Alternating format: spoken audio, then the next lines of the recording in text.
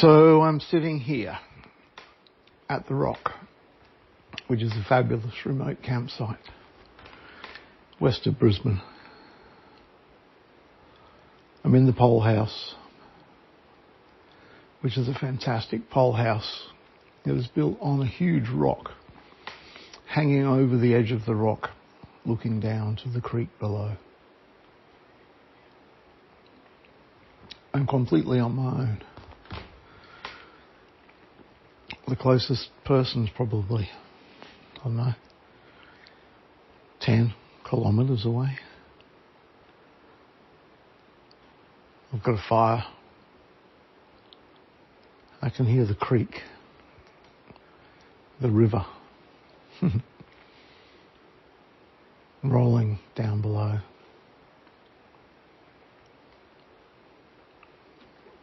It's kind of chilly, a little bit, but I've got a door open for ventilation. The feeling.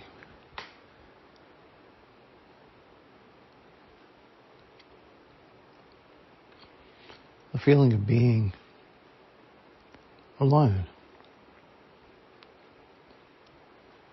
Not lonely, just alone. Not isolated.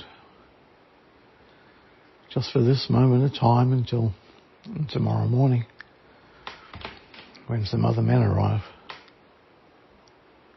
It's just me. No electricity.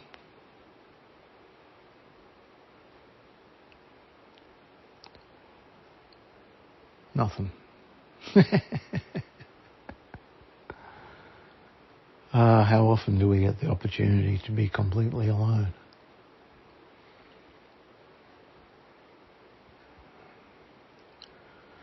Tonight I'd normally be running my weekly Wednesday night meditation, tranquility circle.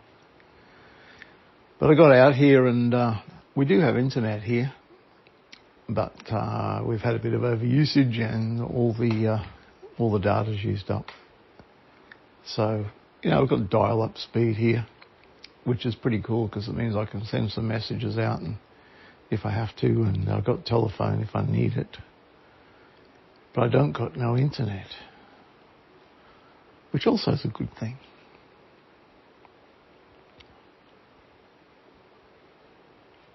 Yeah. Just me and my thoughts. And I don't think I have too many of those either. One of the things that's been coming through of late, to me at least, is being in that space of no mind. I'm not talking about not thinking, but I'm talking about seeing the space between the things, the thoughts, the feelings, the emotions, the action, reaction. And I've got to admit, for the last,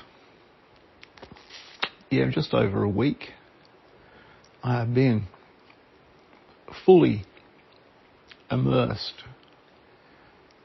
in things.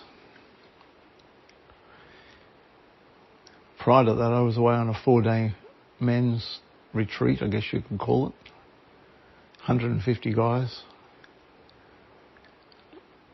And during that time, nothing in the outside world really mattered, just the events and what were going on. And it was a great place within a group of great people to reflect inwardly, although with a group. And then coming back to reality, to real life situations. Boom, like a ton of bricks. And I realised today I was feeling exhausted. Despite the fact that I ran a couple of workshops on being in the space between the things. When I came back into the world, the things jumped at me like crazy. Yeah. interesting how we have this pendulum swing. Interesting how Spirit says, here's something I'm going to show you. And then it goes away. It's not taken away, but it goes away so that you can raise your energy towards it. If you hadn't have seen the thing to aspire to, how would you aspire to it? It's a little bit like the podcast I ran that I called Going Dark. That's a good one to have a listen to about this topic too. But I guess what I really want to talk about tonight, as I'm sitting here with one dim light, a fireplace, and the sound of the creek, is about stillness. The stillness of being in no mind. Doesn't mean I don't mind. Doesn't mean I'm not thinking of things. But it means that realistically, if I'm honest with myself, it doesn't matter what's going on in the outside world. Other than jumping in my car and driving for an hour and a half, there's nothing I can do about it. So here I am, alone and calm, feeling into the stillness, feeling into the space, the emptiness within which there are things.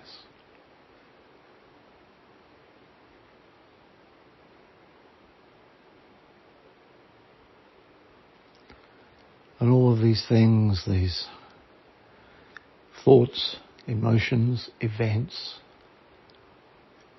appointments, things to do, it's when we allow ourselves to identify with those. That's where the trouble begins. And it's in disidentifying from those things that harmony begins. How many people, when you say, what do you do for a job? They say, I'm this, I'm that. I'm an electrician, I'm a plumber, I'm an accountant, I'm an engineer. And how many people actually take their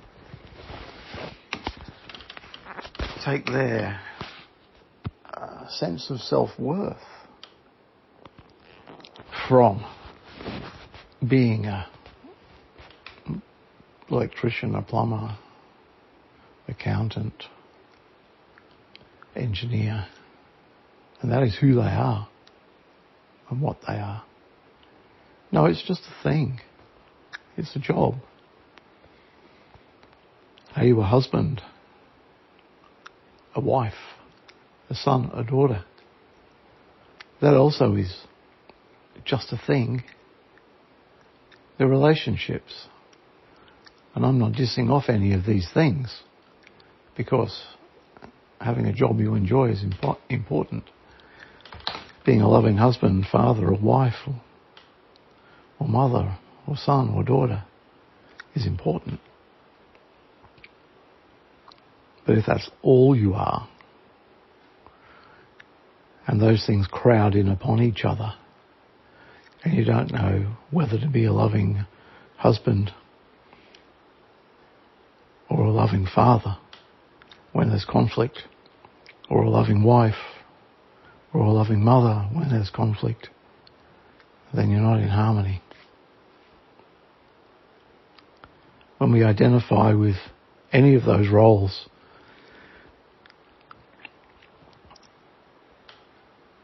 and become those roles, there are other parts of our lives that we are not. Better to be your authentic self, your true nature. who can be a loving husband, a loving father, a loving mother, a loving wife, a loving daughter, son, etc. But don't let that be all that you are. You are a person in your own right. And as a person, you are a point of divine consciousness. And as a point of divine consciousness, you are so much more than any of the identities that you identify with. Please understand, I'm not saying don't be those things. But what I'm saying is don't let those things define you. Be the best father or mother you can be. Be the best son or daughter. Be the best husband or wife. But above all, be the best person.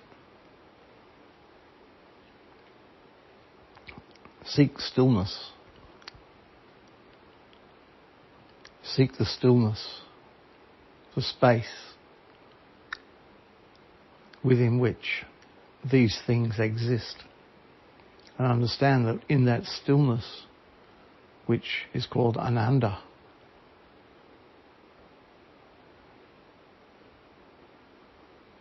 which is the awareness of your true nature, the peace that passeth all understanding. Be the Ananda, be the space. It's like being at 0 point. If you're at 0 point, you can move backwards, forwards, up, down, sideways. You're not off centre. You are in the centre of your being. Aham Brahmasmi. The centre of my being is the ultimate reality. Aham Brahmasmi. The centre of my being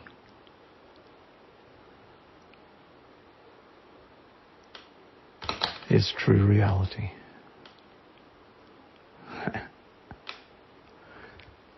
And it's in that centre place, that space, with all things, thoughts, feelings, emotions, activities, that you can be the best you can be in all of those things as you move to and fro. But let your identity be the core of your being, the stillness, the calm, the quiet.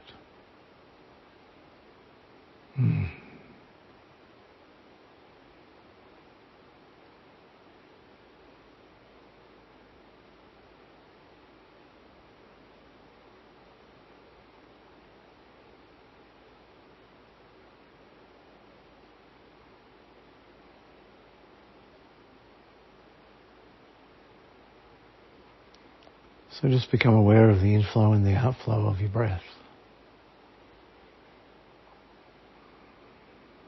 Be aware, not to change it, not to slow it down, speed it up, pause, wait, count. Just become aware of the inflow and outflow of your breath.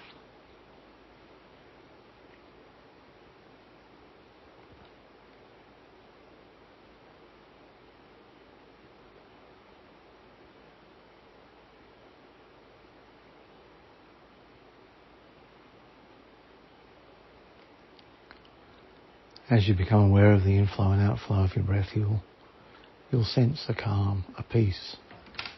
It may be very subtle, or it may be quite apparent. This is the pathway to Ananda, peace that passes all understanding.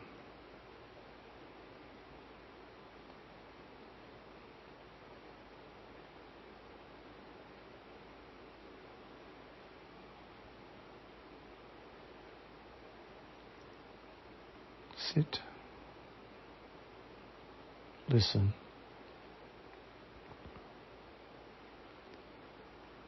just be.